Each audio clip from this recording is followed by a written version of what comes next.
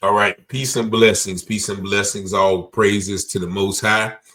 And we're going to revisit this Goldsboro City Council meeting that happened on March 3rd, in which I spoke before the council concerning the police brutality incident that happened to Mr. Talik Carter in January.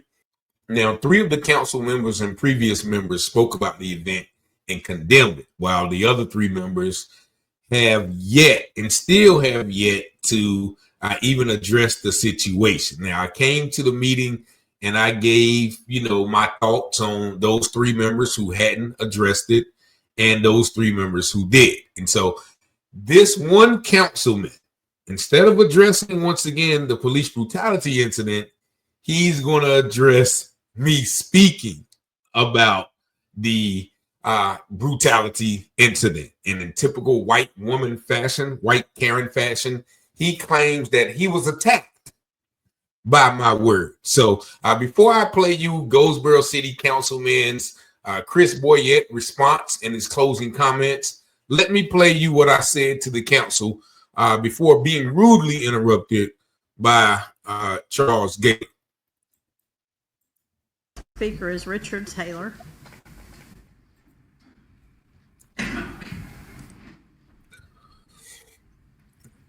Good evening. My name is Richard Taylor, and in January we saw that incident that everybody is speaking about. Our community was outraged. Since that time, we've had 3 meetings. At the first meeting, 2 ladies came up and spoke about it, gave their concerns to the council. At the comment period, only 3 council members, that's Councilman White, Councilwoman Matthews, and Councilmember Jones, felt it needed to be addressed, and they, in so many words, condemned it. The other 3 members, well, technically 4, were deafeningly silent, right? And so I think pointing that out, that the 3 black members condemned it and the 3 white members were definitely silent, is a microcosm of what we saw on Facebook with the Goldsboro Police Department posts. All the white people were justifying the police, majority of them, I won't say all, and all the black people were saying no, they were wrong. So since I can't address those people, I will address the people I know. Beverly, I love you. I hug you, I kiss you every time I see you. You profess to be a lover of God. You pray publicly. But in that same Bible you swore your oath on, it talks about Jesus and what you've done to the least of these, you have also done to me. Or Psalms 82:4, do justice and deliver the poor from the hand of the wicked. Or Job, how he loved God and eschewed evil. That means he hated evil. So anybody who can sit and see. We can't allow personal, I'm not taking away from your time, we're going to put your time up. We cannot allow personal, if you want to speak to us as a group. I'm speaking to you as a group, one by one. So, I'm moving down the line. I'll get to you in a second, or you want me to get to you now? I would like for you to go ahead and get to me. I don't want you to go in each individual and taking shots at each individual. No, I'm not taking shots. I'm literally giving community concerns about how black people feel that the white members of the council are not as concerned as it seems. So with you as well, you give us a lot of word salad about transparency and investigation. I can't let you slide because I've seen mayors across the country, both black and white, condemn police brutality when they see it. Jamie, you're my friend as well. Last meeting, you had 5 people come up and speak about that particular incident. One lady spoke about bullying. At your comments, you gave a whole soliloquy about bullying, but never said anything about that situation. Chris, I like you too. We've been hanging out. I've been at the bar. You've been taking shots. I know you can talk, but on this matter, you were silent. So I will not allow you guys as leader. And that's why I'm calling you by your first name, because I can't address you politically because you're no leader of mine if you guys will not address an issue that concerns my community. So I'm asking you in your leadership position to do that which is right. You can't hide your head in the sand and hide behind your position or an investigation when everybody see what is wrong with this community. So I love y'all. I'm gonna leave y'all with the grace, peace of God upon y'all. I'm gonna get out of here because I got things to do, but I will be watching to see if you guys are going to address what is wrong. And it leaves a stain on good police officers like Elliott, and so many good police officers I know. So you guys don't want to be in that number of what we see in America. Now, you know I don't care about that 3 minutes. So you don't want to be. Taylor, please, Yeah. I've given you an incredible amount of deference going in individually, talking about individual council members. No, I'm talking about the council as a And whole. I'm asking you, please. Oh yeah, I'm please going. step I got down. things to do, but I'm gonna be Understood. listening to see if y'all want to address the issue that's Thank you. concerning so many. Thank you. Y'all let Mr. me Taylor, lead. Mr. Taylor, please. Mayor Gaylor tripped me out to my he's giving me a terrible, a great amount of deference. What do you mean? Like, anytime a political leader is on that desk, they are a servant of the people, and I can address them personally. As I said in the last video, I have never seen anyone stop any speaker from addressing a council member personally. And I've been to plenty of meetings where people have did that. So Gaylor, once again, I'm gonna call you out on that. You're kind of wrong. I know, I know what I said was kind of, hitting on the point, but you had to stop it. But nevertheless, let's get to Chris Boyette babbling. He goes on this long babble spree, saying absolutely nothing rather than, address the situation I'm talking about. He babbles on and on and on until he finally, attacks me, talking about I'm yelling and someone who says something loud or whatever. Matter of fact, I'm gonna just let you hear this this toddler babble that he spewed in response to my addressing them not addressing police brutality.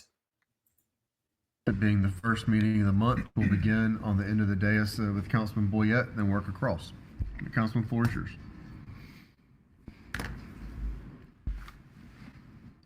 I feel like it would be at least reasonable to make reference to a few of the comments that were left at the stand this evening directed towards this council. I don't think that any one of us up here preferred to have our integrity attacked or questioned when it comes to our decision-making process up here. I think it would be safe to say that when the time ever allows it and it's necessary and proper, I think I'll have a lot to say about a lot of things. But as we stand right now, my lack of response has been. I had to stop right there. Look at Councilwoman Matthews just looking at him like, yeah, what are you going to say? Once again, he said nothing at all except to say, his integrity was attacked and questioned. Nobody attacked you. You didn't say nothing. Like, that's it.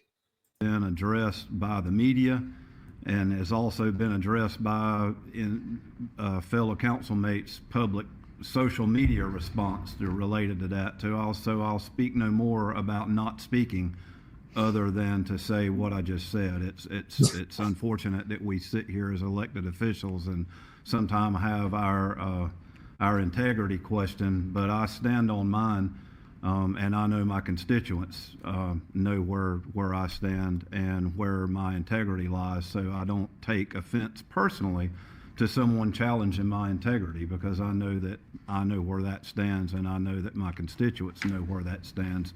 But it's still unfortunate to see that happen, and sometimes we have to remember that sometimes if someone has something to say, if they say it louder than someone else, doesn't make any more right or wrong, just because you raise your voice to say something instead of speaking it in a calm manner, regardless of what the subject matter is.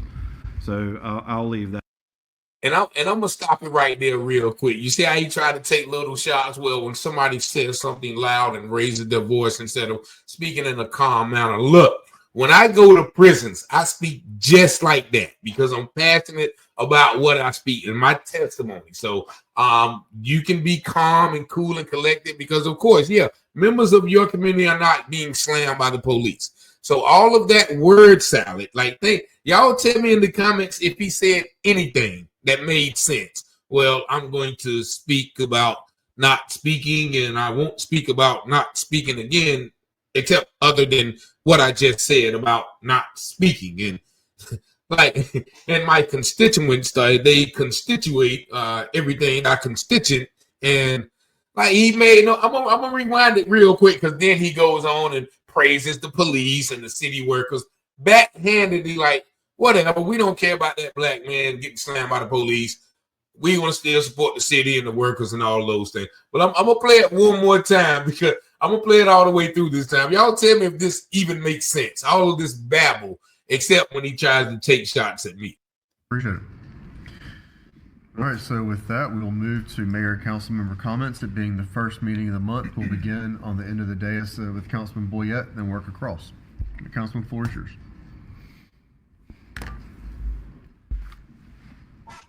I feel like it would be at least reasonable to make reference to a few of the comments that were left at the stand this evening directed towards this council.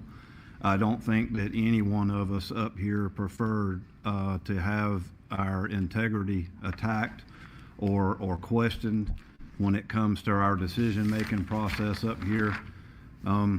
I think it would be safe to say that when the time ever allows it and it's necessary and proper, I think I'll have a lot to say about a lot of things. But as we stand right now, my lack of response has been addressed by the media and has also been addressed by fellow council mates' public social media response related to that too. Also, I'll speak no more about not speaking other than to say what I just said. It's unfortunate that we sit here as elected officials and sometimes have our integrity questioned, but I stand on mine, and I know my constituents know where I stand and where my integrity lies, so I don't take offense personally to someone challenging my integrity, because I know where that stands, and I know that my constituents know where that stands.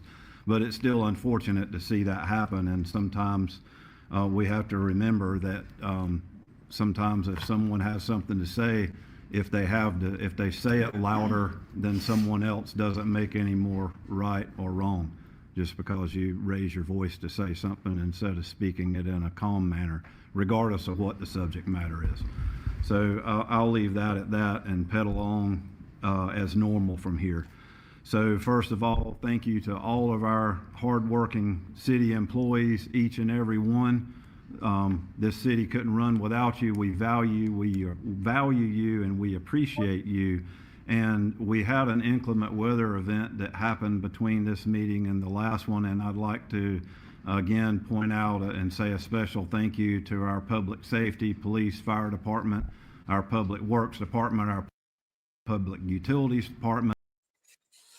All right, so I'll stop it there, man. There you see the bumbling, stumbling, babbling, nothing saying Councilman Chris Boyette, who made no sense at all. Y'all tell me if he made any sense. I don't know, and once again, like I said, I have been with them at bars, and I know he throws them back.